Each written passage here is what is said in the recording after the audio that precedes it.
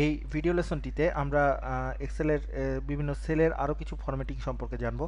সেলের কোনো ডাটাকে কপি পেস্ট কিংবা মুভ করার জন্য সেলটিকে সিলেক্ট করে সেলের কোনো ডাটাকে আমরা যদি কপি করতে চাই, সেল বা সেল সমূহকে একত্রে সিলেক্ট করে কন্ট্রোল সি দিলাম, সেক্ষেত্রে এই ডাটাটি কপি হবে। এবারে এটিকে যেখানে পেস্ট করতে চাই সেই সেলটি সিলেক্ট করে বা সেল সমূহ একত্রে সিলেক্ট করে কন্ট্রোল ভি দিলে ডাটাটি সেখানে পেস্ট হয়ে যাবে।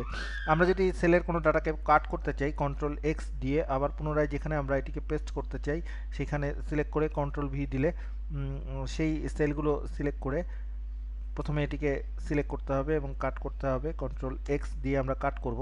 এবারে যেখানে আমরা এটিকে পেস্ট করতে চাই সেটি সিলেক্ট করে কন্ট্রোল ভি দিলে কাট করা ডাটাটি সেখানে পেস্ট হয়ে যাবে। আমরা যদি প্রয়োজনে পুরো সেলের ডাটাকে ট্রান্সফর্ম করতে চাই, ধরা যাক এই ডাটাটিকে আমরা ট্রান্সফর্ম করব, সেক্ষেত্রে সেল দুটিকে একত্রে সিলেক্ট করে এবারে এটিকে নিচের দিকে আমরা কার্সার নিয়ে যাব।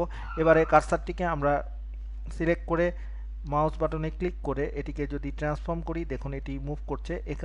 এখন এটিকে আমরা যেখানে প্লেস করতে চাই সেখানে নিয়ে গিয়ে আমরা যদি ছেড়ে দিই এটি, আমাদের ডাটাটি সেখানে পেস্ট হয়ে যাবে। আমরা আরেকবার করব কাজটি। এটিকে একত্রে সিলেক্ট করে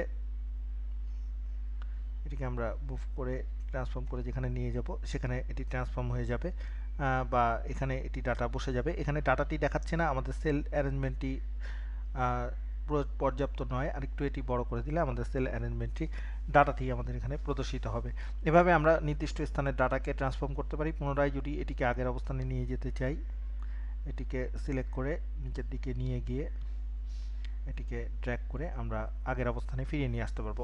নির্দিষ্ট কলাম বা রোকে আমরা যদি হাইড করতে চাই, যে কলামটিকে আমরা হাইড করতে চাই সেটিকে সিলেক্ট করে আমরা ফরম্যাট সেল থেকে যদি হাইড দেই, হাইড কলামস, সিলেক্টিত কলামগুলো সেক্ষেত্রে দেখুন হাইড হয়ে গেল। আমরা এটিকে এখান থেকে হাইড কলামস,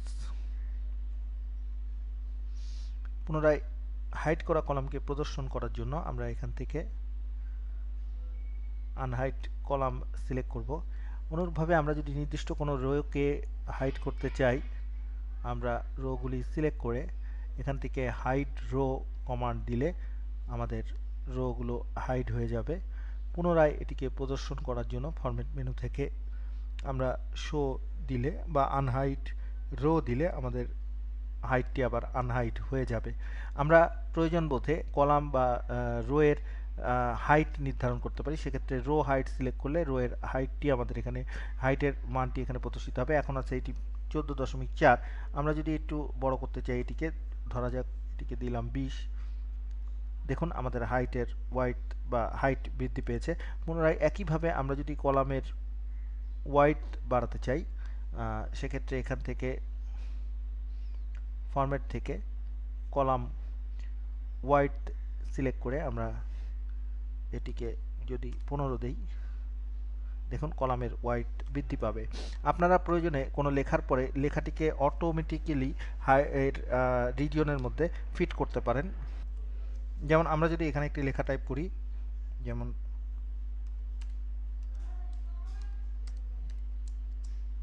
প্রোডাক্ট টাইপ, এটি দেখুন আমাদের কলাম ওয়াইডের চেয়ে বৃদ্ধি পেয়েছে। আমরা যদি এটি সিলেক্ট থাকা অবস্থায় ফরম্যাট থেকে এটি সিলেক্ট করে অটো ফিট দেই, সেক্ষেত্রে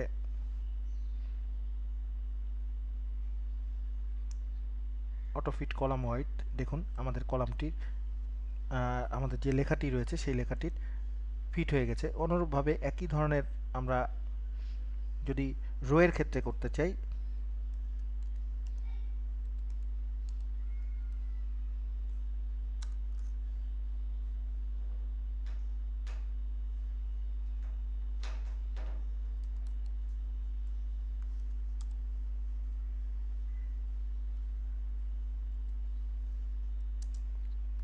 এখানে আমরা যদি টাইপ করি, এবারে যদি এই রোটিকে সিলেক্ট করে